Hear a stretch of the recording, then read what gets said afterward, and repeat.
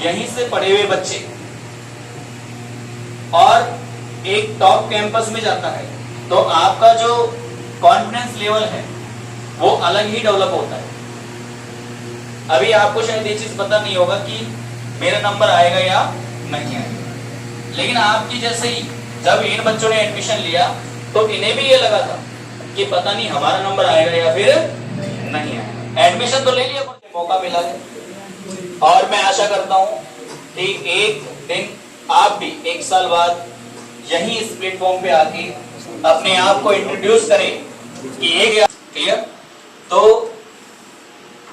इस बच्चे का नाम है सचिन और ये गवर्नमेंट स्कूल कालाको से पढ़ने वाला विद्यार्थी है। अजित और ये बच्चा शायद आपके क्लासरूम में एक बच्चा बैठा है, उसके गांव का ही लड़का है। और गवर्नमेंट स्कूल रामगढ़ जोशी के कितने बच्चे हाथ खड़े करना देखें, ये देख लो, तादाद बहुत अच्छी है। ठीक है, आपके स्कूल का बच्चा है भाई।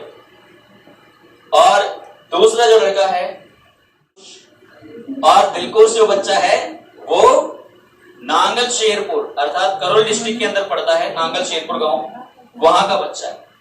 क्लियर? तो इनसे हम आपको जो इन्होंने यहाँ पे किस प्रकार से संस्था में एडमिशन लिया, किस प्रकार से मेहनत की, शॉर्ट वे में आपको ये समझाने की कोशिश करेंगे कि आपको किस प्रकार से मेहनत करने वाले। जो बच्चे के साथ पढ़े उनको पता है वास्तव में ये कैसे पढ़े हैं आप। क्लियर? तो पहले तो मैं एक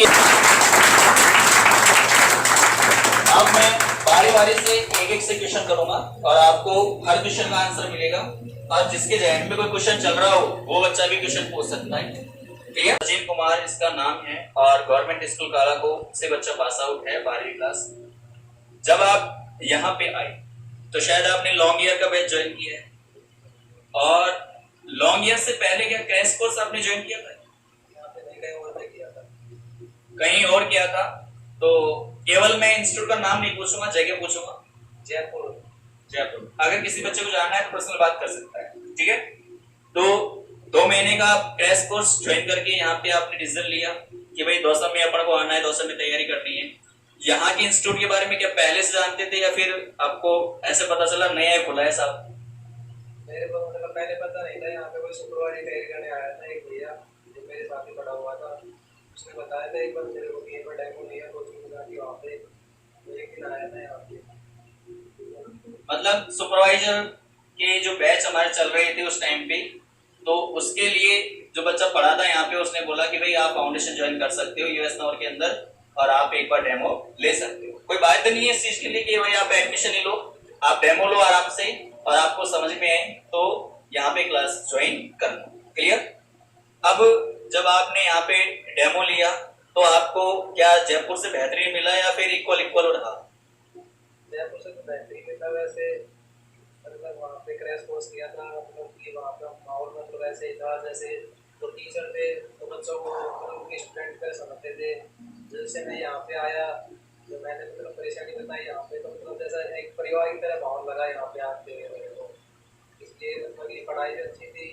10 दिन पहले यहाँ पे पढ़ाई की, फिर मैं बीच में रुक गया था, फिर यहाँ से फोन गया घर पे, फोन किया था मेरे पास, फिर मैं वापस आया, फिर यहीं पे रुक गया था। हाँ भाई, तो जैसे कि आपको बच्चे ने बताया कि भाई मैं दूसरी जगह भी पढ़ा हूँ और जो बच्चे बाहर पढ़ के आते हैं उनका भी यही कहना होता है कि सर वास्तव में इधर जो माहौल होता है वो बच्चे के लिए वो परिवार का जैसा होता है। यहाँ पे पढ़ने वाले प्रत्येक बच्चा हमारे छोटे भाई बहन है और उसी तर्ज पे हम आपको पढ़ाते हैं।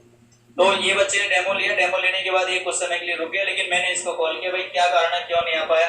तो इसकी मम्मी ने शायद मेरे से बात की थी उस टाइम पे और उसने बोला था गुरुजी मेरे बालक पास जाओगे तो चाहे 1000 रुपए एक्स्ट्रा लेके जाओ, इसमें 1000 रुपए का लेना एक्स्ट्रा, लेकिन मेरा बच्चा पास होना चाहिए। उस समय एक बात बोली थी मैंने कि आप आपके बच्चे को भेजिए, मैं दावे के साथ कह रहा हूं 99% तो बच्चा आपका आईसीआर में सिलेक्ट।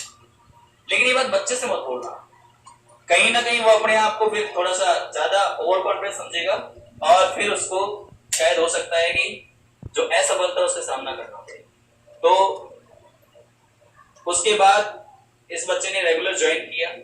ज्वाइन करने के बाद आपको सभी टीचर ने पढ़ाया, शायद वही टीचर आपको पढ़ा रहे हैं इस टाइम पे। तो आपने जब साल भर ज्वाइन किया तो आपके सामने भी समस्या आई होगी साल भर के पीरियड के अंदर, भाई अपन को सिलेक्शन लेना है। तो जैसे अब देखो शुरुआत में ये बच्चे भी एडमिशन ले रहे हैं, तो इन्होंने एडमिशन लिया, स्टार्ट कर दी पढ़ाई, लेकिन अभी इनका एक जो मेन मोटो है, फोकस है, वो अभी शायद मेरे को कहीं दिखाई नहीं दे रहा कि हमें सर आईसीआर में ही जाना है या फिर अभी जेट में जाना है। क्या टारगेट करना चाहिए? टारगेट सर आईसीआई करना चाहिए। जैसे कि मैं भी यहाँ आया था, मुझे पता नहीं था, मैं जेट के लिए आया था यहाँ पे।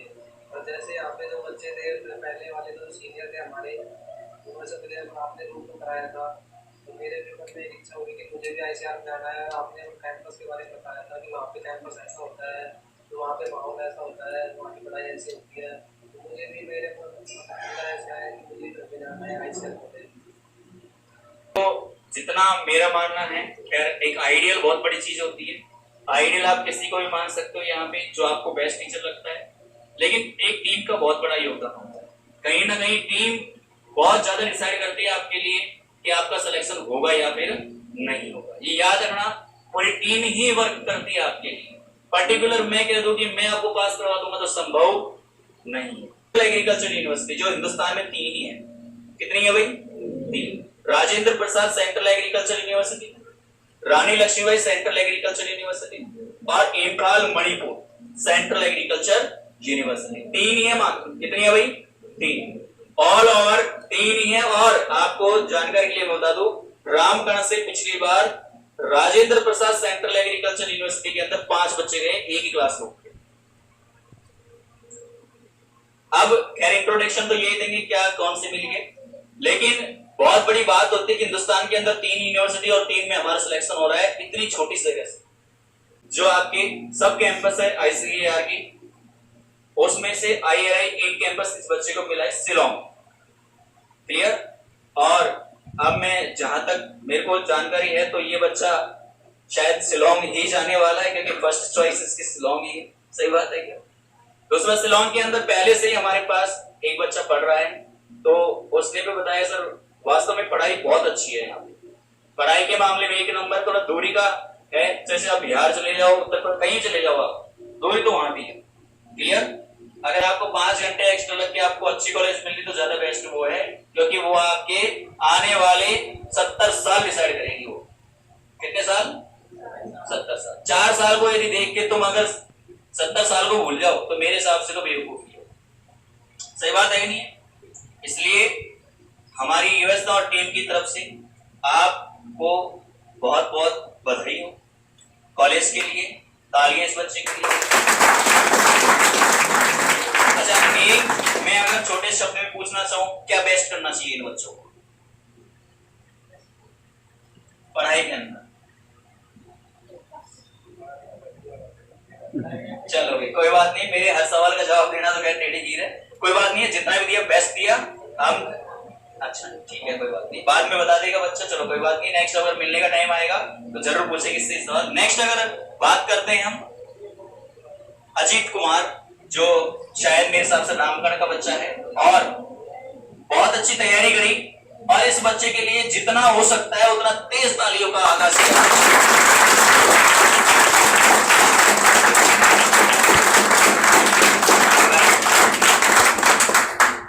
और दूसरी बात, अजीत भैया के आपको जानकारी के लिए मैं बता दूं, एग्रीकल्चर के अंदर 200 में से 200 नंबर। तालियां।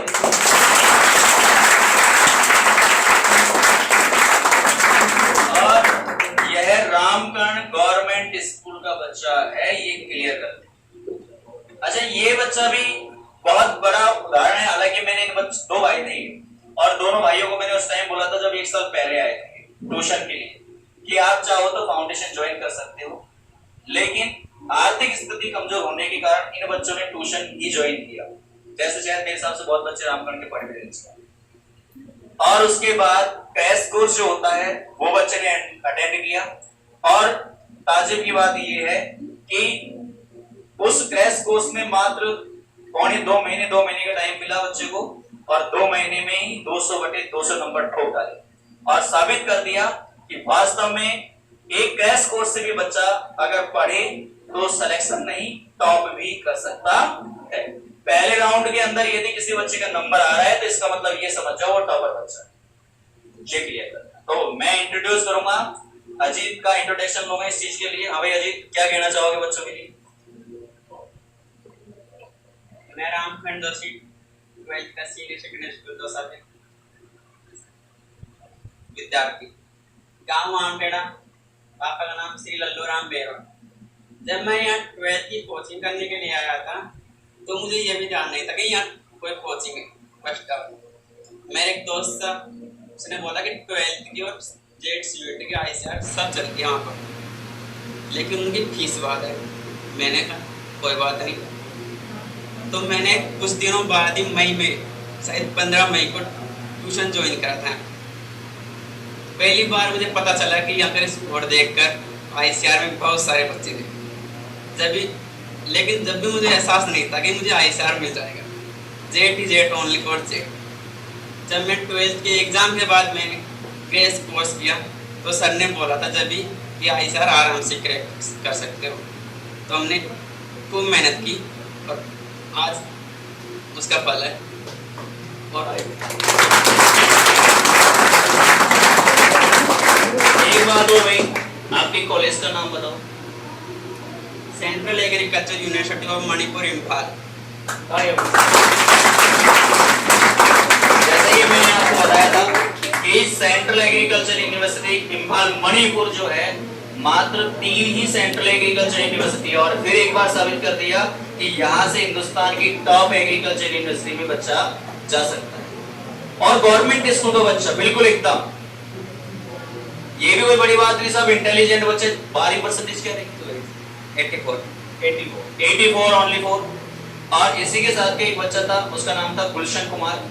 गुलशन बच्चे का नंबर जेड के अंदर आया है और उस बच्चे ने जेड को ज्वाइन कर लिया और इस बच्चे को मिला है आईसीआर। उस बच्चे की शायद परसेंटेज 89 पॉइंट कुछ है, तो उस बच्चे की परसेंटेज ज्यादा है, लेकिन ये कंपटीशन है, कंपटीशन के अंदर परसेंटेज को मायने नहीं रखती है। ये याद रखना, अगर 60% का विद्यार्थी यदि अच्छे से मेहनत करे तो दावे के साथ मैं कह रहा हूं हमारी टीम में वो काबिलियत है जिससे आपको एक आईसीएआर के अंदर टॉप से टॉप रैंक मिल सकती है। क्लियर? अब इन बच्चों को क्या करना चाहिए? ट्यूशन वाले बच्चे ये बोलना चाहूँगा, जो ट्यूशन कर रहे हैं वो बिल्कुल भी चिंता ना करें। क्रैश कोर्स आईसीआर 200 में से 200 बहुत बड़ा स्कोर है लगभग। और जो ट्यूशन कर रहे हैं वो भी क्रैश कोर्स मेरे ख्याल से अब से ही फाउंडेशन लग जाती है, तो टॉप यूनिवर्सिटी में बीएचयू से नौकरी मिल सकता तो नहीं। और आगे आप इस हिसाब से कुछ सोच सकते। देखो बच्चे ने अपना सजेशन दे दिया कि भाई आप ट्यूशन कर रहे हो, अगर आप ज्वाइन करना चाहो फाउंडेशन तो ज्वाइन कर सकते हो, अन्यथा जो 2 महीने का जो कोर्स होगा कोई दिक्कत नहीं है, आप उसको भी ज्वाइन कर सकते हैं, कोई दिक्कत वाली बात नहीं है। लेकिन ठीक है, आपको जो बेस्ट लगे उस प्रकार से आप फॉर्मेट में मेहनत कर। सुबह 7:30 बजे लाइब्रेरी, फिर यहाँ का टाइम 9-10 बजे था। यहाँ पर आते थे, फिर यहाँ से वापस लाइब्रेरी जाते थे। लाइब्रेरी से 9:30 बजे रात के घर जाते थे। जब खाना खाते तो थोड़ी देर और वहाँ पर पढ़ते थे। अब आप खुद ही अंदाजा लगा सकते हो कि 5:30 बजे उठा बच्चा और मेरे हिसाब से लगभग 11:30 बजे के आसपास सो रहा है, और 2 महीने के अंदर यदि 200 में से 200 नंबर लगा, ये पक्का मान लेना बच्चा बहुत बेहतरीन पढ़ा है। सही बात है कि नहीं है बताओ? क्लियर? तो ज्यादा बेस्ट ये रहेगा, ये आपके लिए आइडियल है, और पढ़ाई को प्रति आप बिल्कुल सजग रहें। हम ज्यादा आपका समय लेंगे नहीं, ठीक है? कुछ एक शब्द में इनको बताओगे मोटिवेशन के लिए क्या करना चाहिए? मोटिवेशन लगातार मेहनत करनी चाहिए, बीच में कभी भी रुकना नहीं चाहिए। अगर कोई भी आपसे, आपका दोस्त वगैरह कोई भी कुछ भी बोलता है तो उसकी बातों को टालकर आगे जरूर बढ़ना चाहिए।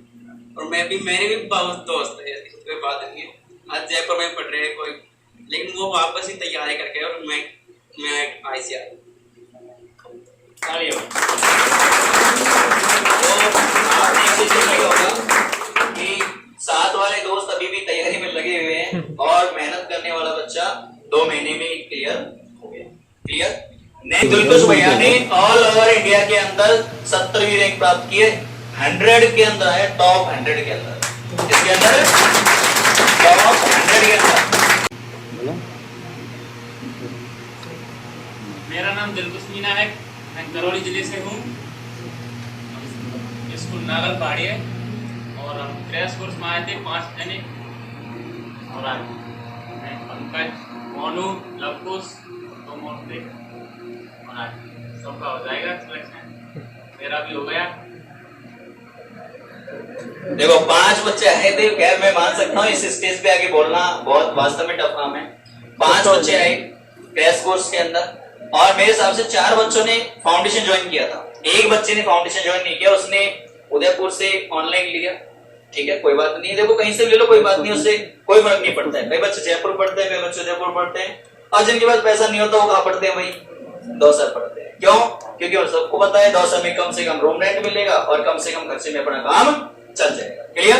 तो इन बच्चों ने साल भर ज्वाइन किया और मेरे हिसाब से शायद 4 बच्चों को तो जेट मिल ही चुका है, इसमें से 2 बच्चों को तो आईसीआर मिल चुका है, पंकज और दिलकुश। क्लियर? और 2 बच्चों को सेकंड काउंसलिंग के अंदर आराम से आईसीआर मिल जाएगा। क्लियर? सेकंड काउंसलिंग रिजल्ट आएगा शायद 14 तारीख के आसपास। दूसरी बात, जो कैंपस है वो कौन सा मिला है, ये बहुत बड़ी बात है। कैंपस कौन सा मिला है?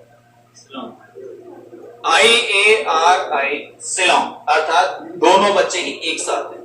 सचिन और 4 साल की डिग्री आपको बिल्कुल भी घामने वाली नहीं है, लेकिन एक बच्चा अगर पहुंचे महाराष्ट्र तो शायद फिर उसके 1 साल तो वास्तव में उसको पता चल जाएगा कि जिंदगी की जंग होती क्या है।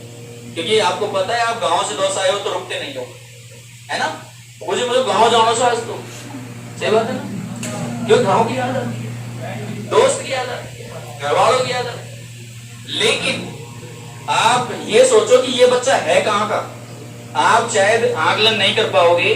करौली डिस्ट्रिक्ट जो पड़ता है आपके, करौली डिस्ट्रिक्ट से शायद मेरे हिसाब से 20 किलोमीटर आगे, सही बात है, 35 किलोमीटर आगे यहां से करौली पड़ता है आपका, 135 किलोमीटर शायद, और उससे भी 35 किलोमीटर आगे मतलब 170 किलोमीटर। कितना हो गया भाई? 170 किलोमीटर दूर से बच्चा पढ़ने के लिए आया है यहाँ पे, ये बहुत बड़ी बात है। और दूसरी बात मैं आपको बता दूं, अब यहाँ पर जो एक बच्चा आज सुबह मैं देखा बैच के अंदर, वो खैरतल डिस्ट्रिक्ट से पढ़ने आए हैं यहाँ पे, अलवर के बाद खैरतल पढ़ना है ना, वहां से बच्चा पढ़ने के लिए। तो दूर दूर से बच्चे पढ़ने के लिए आ रहे हैं यहाँ पे। क्यों? क्योंकि यहाँ वास्तव में पढ़ाई कराई जाती है, टाइम पास नहीं। एडमिशन ले लिया, उसके बाद कोई सिस्टम नहीं मिल रहा बच्चे के लिए, और शायद आपका जो साल भर का समय मेरे हिसाब से रेगुलर पढ़ाई आपको किस रूप से पढ़ाई मिलेगी, चलो ये पूछ लेते हैं बच्चे से कि किस पैटर्न पे बच्चे को पढ़ाई मिलेगी। क्योंकि अभी आपका साल भर बाकी है, ये पक्का है। तो साल भर में आपने किस आधार पे यहाँ पे मेहनत करी, सचिन से पूछेंगे, इसको बोलने थोड़ी दिक्कत आ रही है, कोई बात नहीं है। तो सचिन, जैसे आपने साल भर पढ़ाई करी, यहाँ पे शॉर्टकट में आपको बताना है किस प्रकार से यहाँ पे आपको सुविधाएं मिली, क्योंकि सुविधाएं बहुत बड़ी है। सुविधाओं के लिए बच्चे सोचते हैं, ऑनलाइन देखते हैं, यूट्यूब देखिए सुविधाएं क्या है, जाके देखते हैं एक बार। कई बच्चे तो ऐसे कल्पना नहीं करते कि यार यूएस में भ्रष्टाचार में चलता है तो ऐसे वास्तव में पढ़ाई होती होगी, है कि नहीं है? यहाँ आगे पता चलता है वास्तव में यार बहुत तगड़ा काम है। चलो, तो साल भर आप पढ़े यहाँ पे, तो पढ़ने के बाद आपको क्या एहसास हुआ, यहाँ क्या क्या पैटर्न मिला था? पहली बात तो मैं सुविधाओं की बात करूँ तो जैसे कि सुविधा तो आपको दिख रही है, और मतलब कि दूसरी बात पढ़ाई में जैसे डीपी भी दी जाती है यहाँ पे हर 15 दिन में, 7 दिन में, जैसे टॉपिक पूरा होता है तो डीपी भी दे दी जाती है। मैं मतलब अब पढ़ाई के बारे में बात करना चाहूँ, जैसे आप यहाँ पे पढ़ के जाओ 6 घंटे या 7 घंटे पढ़ने के बाद घर पे जाते ही पहले तो आपको खाना पीना फिर आराम करना है। उसके बाद मतलब मैं ज़्यादा दिन नहीं पढ़ता था, मैं रोज 3 घंटे डेली देता था, रेगुलर 3 घंटे। और दूसरी बात तो यहाँ पे जब रेगुलर पढ़ाई की है, ना कोई शादी, मैं शाम को पढ़ता था, 8 बजे पढ़ने बैठता था। तो एक बार इन बच्चों के लिए एक बार जोरदार तालियां हुई। और अनिल सर को हम आमंत्रित करेंगे इन बच्चों को लड्डू खिला के यहाँ एक प्रसाद चढ़ाओ। पहले तो गणेश जी को, आज गणेश चतुर्थी है, और लड्डू खिलाओ बच्चों को, एक लड्डू पूरा खिलाना है इनको।